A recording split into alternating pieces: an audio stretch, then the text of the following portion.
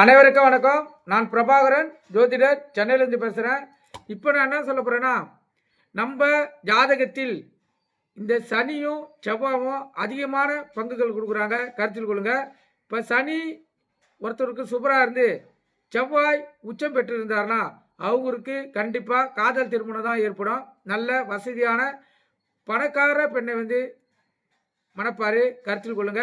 அதே போல் பெண்ணாக இருந்தால் நல்ல பணக்கார ஆணை வந்து மணப்பாங்க, கருத்தில் கொள்ளணும்.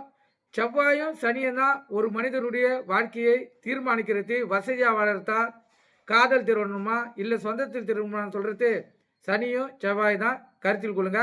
அதே போல் இவங்கள சுக்கிரன் பார்த்துட்டாருன்னா அவங்களுக்குள்ள பிரிவினை வந்து விவாகரத்து ஆகிடும்.